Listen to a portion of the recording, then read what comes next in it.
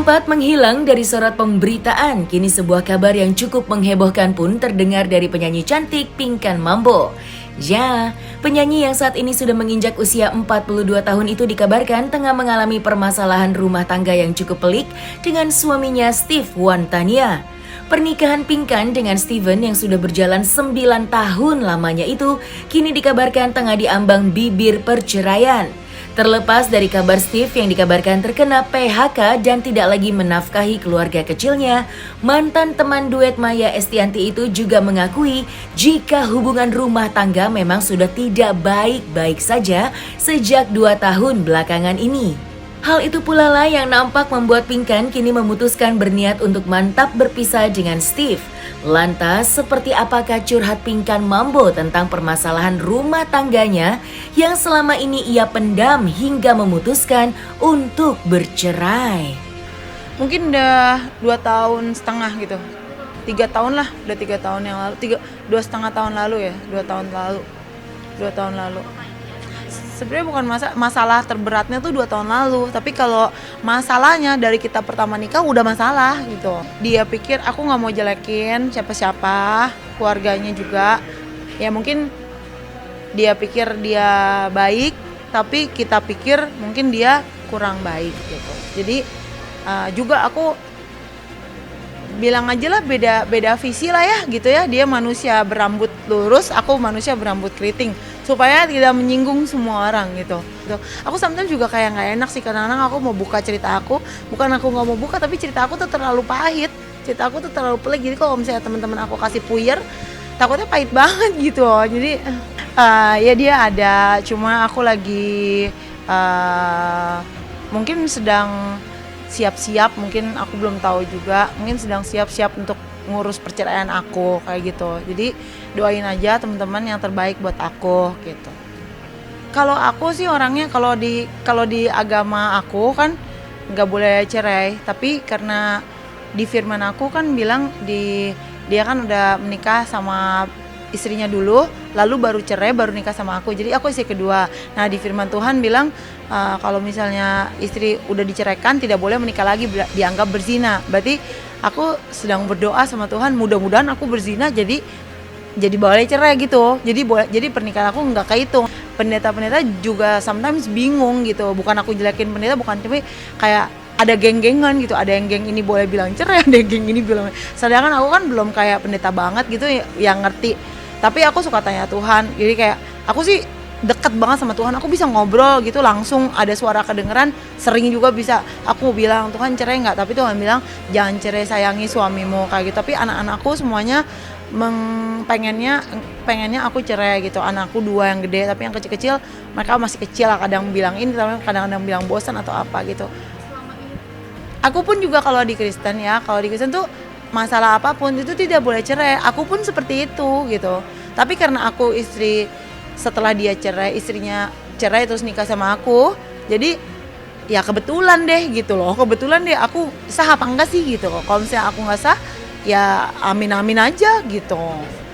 Sebenarnya sih kalau misalnya dari dulu itu, kalau kerja ya pasti dia kerja. Tapi dulu waktu mau kerja, ya pokoknya kalau dulu dia bayarin. Tapi kalau karena dia sekarang kena PHK, jadi dia nggak bisa bayarin lagi. Terus dia lagi cari kerja. Tapi kita kan cerai itu bukan karena PHK atau apa gitu, tapi karena ya satu dan lain hal yang aku belum bisa ceritain. Nanti aku lagi butuh waktu untuk bisa ceritain gitu loh, kenapanya. Ya intinya dia sedang tidak ada pekerjaan, itu positif thinkingnya aja. Tapi negatifnya ya mungkin biarlah aku aja yang tahu.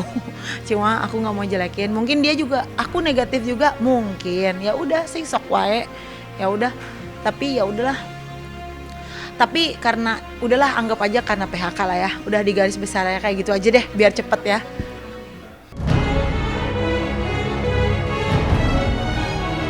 Perjuangan Pinkan Mambo dalam mempertahankan rumah tangganya selama ini nampaknya membuatnya harus rela banting tulang demi mencari nafkah untuk kelima anaknya. Segala hal pun rela ia jalani, mulai dari berjualan barang bekas, pisang goreng, hingga membuka jasa laundry yang semata-mata untuk demi bisa bertahan hidup dengan keadaan yang ada. Hal itu pula lah yang nampaknya membawa perubahan yang cukup drastis dari seorang Pinkan belakangan ini hingga membuat dirinya kembali viral disorot oleh warganet. Permasalahan nampaknya yang turut terbawa hingga ke dalam pembawaannya di atas panggung belakangan ini yang dinilai tidak etis layaknya orang yang sedang mengalami tekanan hidup yang cukup berat. Hingga sempat diakuinya seringkali dipanggil orang gila saat sedang bernyanyi di atas panggung.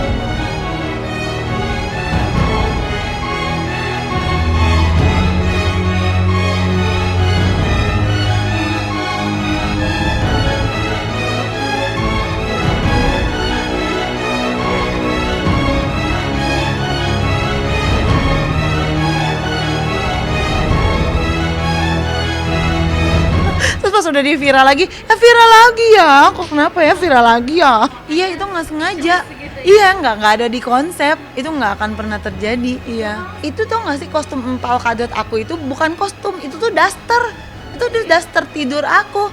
Jadi kalau misalnya dideketin itu tuh ya itu baju pergi sebenarnya, cuma bukan baju konser gitu, jadi kayak ya udah jadi aku cuma pakai sendal jepit terus IO-nya langsung bilang mbak mau diambilin sepatu nggak, langsung jadi kayak tim aku yang langsung persiapan kayak ambil sepatu apa tapi ya nggak persiapan banget sih, langsung kabur aja ke panggung.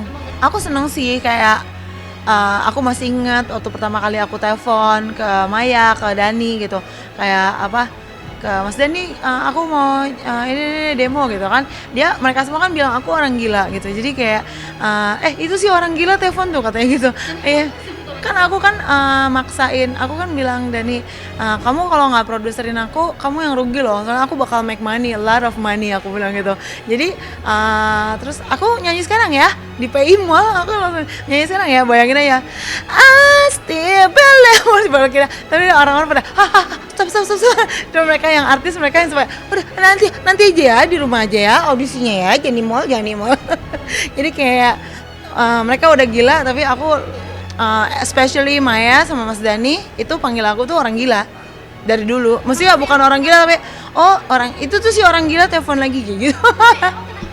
Bukan nekat bener gitu. Jadi tipenya aku ya aku lebih baik, maksudnya aku orangnya harga diri gitu. Misalnya kalau orang menghormati aja gitu, kalau misalnya orang nggak hormatin aku nggak terlalu suka. Terus kalau aku mau apa aku harus dapetin. Jadi kalau kamu punya mimpi kamu harus berjuang, iya, tak perlu tunggu hebat untuk berani memulai apa yang kau mimpikan. Itu buat netizen yang suka negatif. Banget sih kayak susah banget, nggak bisa diomongin kata. Makanya performance aku itu dahsyat, bisa energik. Itu tuh nggak ada apa-apanya, tenaga aku yang aku keluarin bukan aku semeng ketimbang hari-hari aku. Mbak bayangin seorang manusia hampir lupa minum, hampir lupa makan, nggak pakai baju yang dia nggak suka, dia harus pakai, itu aku. Tas yang ada aku pakai, apapun yang ada aku pakai, tidak sempat beli baju, tidak sempat beli apa, tidak sempat ngapa-ngapain. Ya bahkan barang-barang dijual, ya itu buat hidup juga, ya bolehlah dibilang buat hidup, tapi ya karena waktu itu mau pindah rumah ya, sebenarnya nggak ya pokoknya gitu deh, susah untuk dijelaskan dengan